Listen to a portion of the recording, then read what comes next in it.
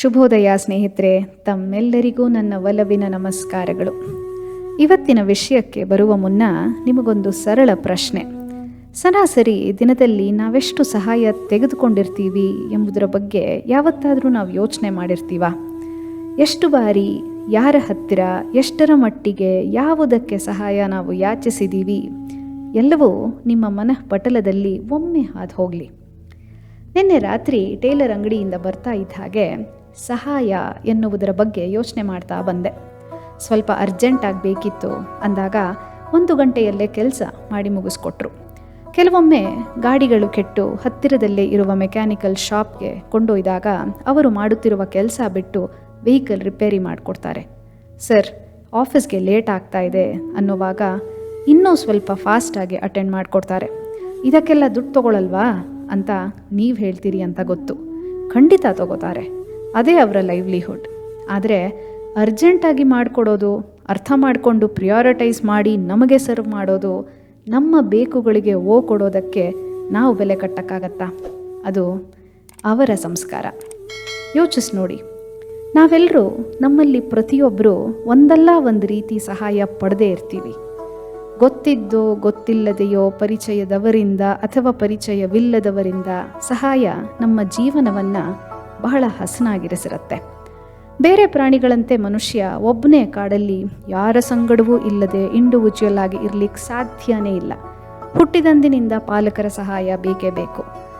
ಉಣಿಸೋದ್ರಿಂದ ಪಾಠ ಪ್ರವಚನ, ಶಾಲೆಗೆ ಕಳಿಸೋದು, ಸಂಸ್ಕಾರವಂತರನ್ನಾಗಿ ಮಾಡೋದು, ಈ ಜಗತ್ತಿಗೆ ಹೇಗೆ ಅಡ್ಯಾಪ್ಟ್ ಆಗಬೇಕು, ಒಂದು ಪರ್ಸ್ನಾಲಿಟಿ, ಆ್ಯಟಿಟ್ಯೂಡ್ ಶೇಪ್ ಆಗೋದೇ ಮನೆಗಳಲ್ಲಿ. ಮನೆಯ ಮೊದಲ ಪಾಠಶಾಲೆ ಅಂತ ಸುಮ್ಮನೆ ಹೇಳಿಲ್ಲ ಅಲ್ವಾ? ಅದರಲ್ಲಿ ಗಹನವಾದ ಒಂದು ಅರ್ಥ ಇದೆ. ಹಾಗೆಯೇ ಬೆಳೆದಂತೆ ಶಿಕ್ಷಕರು ಬರ್ತಾರೆ, ಬೇಕಿರುವ ಪಾಠ ಹೇಳ್ತಾರೆ, ಮುಂದಿನ ಜೀವನಕ್ಕೆ ಬೇಕಿರುವ ಅಡಿಪಾಯ ಹಾಕಿಕೊಡ್ತಾರೆ. ಇವೆಲ್ಲವೂ ಸಹಾಯ ಅಂತ ನಾವು ಯಾವತ್ತಾದರೂ ಯೋಚಿಸಿದ್ದೀವ? ಇಂತಹ ನಿದರ್ಶನಗಳಿಗೆ ಕರ್ತವ್ಯ ಅನ್ನೋ ಲೇಪನ ಬೀಳುತ್ತೆ. ಹೆಲ್ಪ್ ಅನ್ನೋ ಪದದ ಡಿಕ್ಷನರಿ ಮೀನಿಂಗ್ ಏನು ಗೊತ್ತಾ? To give or to provide what is necessary to accomplish a task and satisfy a need. Contribute a strength, render assistance or cooperate effectively. ಉಪಕಾರ, ಆಶ್ರಯ, ನೆರವು, ಒತ್ತಾಸೆ, ಸಹಾಯ, ಸಂರಕ್ಷಣೆ, ಸೌಕರ್ಯ ನೀಡುವಂಥದ್ದು, ಪೋಷಣೆ, ಇವೆಲ್ಲವೂ ಸಹಾಯದ ಮುಖಗಳು. ಸಹಾಯ, ನೆರವು ಅಂದ ಕೂಡಲೇ ನಮಗೆಲ್ಲ ತಲೆ ಹೊಳೆಯೋದು ಕಷ್ಟ ಹಾಗೂ ಧನ ಸಹಾಯ. ಧನ ಸಹಾಯ, ಆರ್ಥಿಕ ನೆರವು ಕೇವಲ ದುಡ್ಡಲ್ಲ ಅಂತ ನೀವು 2ನೇ ಹಂತಕ್ಕೆ ಹೋದಾಗ ಮಾತ್ರ ತಿಳಿಯುವಂಥದ್ದು. ನಿಮಗೆ ರಿಸೋರ್ಸ್ಫುಲ್ ಆಗಿ ನಿಲ್ಲೋ ಪ್ರತಿಯೊಬ್ಬರ ನೆರವು ಸಹಾಯ ಅಂತಾನೆ ಅನ್ನಿಸ್ಕೊಳ್ಳುತ್ತೆ. ಪ್ರತಿದಿನದ ನಮ್ಮ ಬದುಕಿಗೆ ದೈಹಿಕವಾಗಿ ಎಷ್ಟು ಜನರ ಮೇಲೆ ನಾವು ಅವಲಂಬಿತರಾಗಿದ್ದೀವಿ ಅಂತ ಒಮ್ಮೆ ಯೋಚಿಸಿ ನೋಡಿ. ಅವರಿಗೆ ನೀವು ಹೇಗೆ ಥ್ಯಾಂಕ್ಸ್ ಹೇಳ್ತೀರಾ? ಮನಸ್ಸಿಗೆ ಕಷ್ಟವಾಗ್ತಾ ಇದೆ ಅಂದಾಗ ಸಿಗೋ ಇಮೋಷ್ನಲ್ ಸಪೋರ್ಟ್ಗೆ ನೀವು ಬೆಲೆ ಕಟ್ಟಕ್ಕಾಗತ್ತಾ?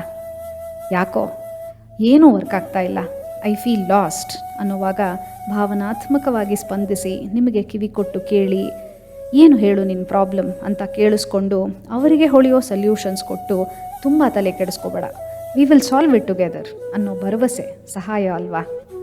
Don't worry, you will overcome this. ಖಂಡಿತ ನಿನ್ನಲ್ಲಿ ಇದನ್ನು ಸಾಧಿಸೋ ಶಕ್ತಿ ಇದೆ, ಕುಗ್ಗಬೇಡ ಅನ್ನೋ ಮಾರಲ್ ಸಪೋರ್ಟ್ ಸಹಾಯವಲ್ವಾ? ಎಲ್ಲ ಒಳ್ಳೆಯದಾಗತ್ತೆ, ನಿನ್ನೊಟ್ಟಿಗೆ ನಾನಿದ್ದೀನಿ ಅನ್ನೋದು ಭಾವನಾತ್ಮಕ ಬೆಂಬಲವಲ್ವಾ? ನಾವೆಲ್ಲರೂ ಒಂದಲ್ಲ ಒಂದು ರೀತಿ ಸಹಾಯ ತೆಗೆದುಕೊಂಡಿರೋರೆ. ಆರ್ಥಿಕವಾಗಿಯೋ, ಭಾವನಾತ್ಮಕವಾಗಿಯೋ, ಸಾಂದರ್ಭಿಕವಾಗಿಯೋ, ಮೌಲಿಕವಾಗಿಯೋ, ನೈತಿಕವಾಗಿಯೋ, we are all borrowers. We all have taken help. ಯಾರ ಸಹಾಯವೂ ಇಲ್ಲದೀರಾ, ಯಾರ ಬೆಂಬಲವೂ ಇಲ್ದೀರಾ ನಾನು ಮುಂದೆ ಬಂದಿದ್ದೀನಿ, ಯಾರ ಸಹಾಯ ಹಸ್ತವೂ ನನಗೆ ಸಿಕ್ಕಿಲ್ಲ ಅನ್ನೋರು either they are ignorant or they are arrogant. Ignorant ಅಂದರೆ ಪಡೆದ ಸಹಾಯವಲ್ಲ ಅನ್ನೋ ಅಜ್ಞಾನ ಅವರ ತಲೆಯಲ್ಲಿ ರಾಜ್ಯವಾಳ್ತಾ ಇರುತ್ತೆ. ಆ್ಯರೋಗೆಂಟ್ ಅಂದರೆ ಪಡೆದ ನೆರವು, ಉಪಕಾರ ಸೊಕ್ಕಿನ ರೂಪ ತಾಳಿ ದುರಹಂಕಾರ ತಲೆಯಲ್ಲಿ ಮನೆ ಮಾಡಿ ಕೂತಿರುತ್ತೆ. ಕೋಪಮಂಡೂಕದ ಬಗ್ಗೆ ನಾವೆಲ್ಲರೂ ಕೇಳಿದ್ದೀವಿ. ಆ ಕಪ್ಪೆಗೆ ತನ್ನ ಬಾವಿಯೇ ಜಗತ್ತು, ಅದರ ಹೊರಗೆ ಅದು ಕಾಲೇ ಇಟ್ಟಿಲ್ಲ ಅಂದಮೇಲೆ ಜಗತ್ತಿನ ಪರಿಚಯ ಹೇಗಾಗಬೇಕು? ಜಗತ್ತು ಎಷ್ಟು ವಿಶಾಲವಾಗಿದೆ, ಎಷ್ಟು ಅಗಾಧವಾಗಿದೆ, ನಾನು ಇದರಲ್ಲಿ ಎಷ್ಟು ಸಣ್ಣವನು ಅಂತ ಹೊಳೆಯೋದು ನನ್ನನ್ನು ನಾನು ತುಲನೆ ಮಾಡಿಕೊಂಡಾಗ ಮಾತ್ರ. ಈ ಸಂದರ್ಭದಲ್ಲಿ ನನ್ನ ಟ್ರೆಕ್ಕಿಂಗ್ನ ಅನುಭವ, ನಾನು ಕಂಡುಕೊಂಡ ಇನ್ಸೈಟ್ ಅಂದರೆ, ಜಗತ್ತಿನಲ್ಲಿ 2 ತರಹ ಜನ ಇರ್ತಾರೆ. ಒಂದನೇದು ಬೆಟ್ಟ ಹತ್ತಿ ತುತ್ತ ತುದಿ ತಲುಪಿದ ಮೇಲೆ ಅರೆ ವಾ ನೋಡಿದ್ಯಾ, ಇಷ್ಟು ದೊಡ್ಡ ಬೆಟ್ಟವೇ ನನ್ನ ಕಾಲಡಿಯಲ್ಲಿದೆ. ಇದು ಎಷ್ಟೇ ದೊಡ್ಡದಿದ್ರೂ ಇದನ್ನು ನಾನು ಹತ್ತಿ ಮೆಟ್ಟಿ ನಿಂತಿದ್ದೀನಿ ಎನ್ನುವ ಮನೋಭಾವನೆಯವರು.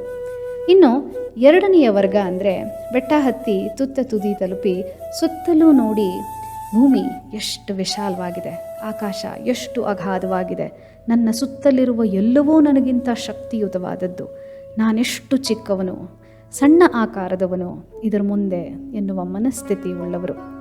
ನೀವು ಎರಡನೆಯ ವರ್ಗಕ್ಕೆ ಸೇರಿದವರಾದರೆ ಮಾತ್ರ ವಿನಮ್ರತೆ ನಿಮ್ಮ ವ್ಯಕ್ತಿತ್ವದ ಗುಣವಾಗಿರುತ್ತೆ.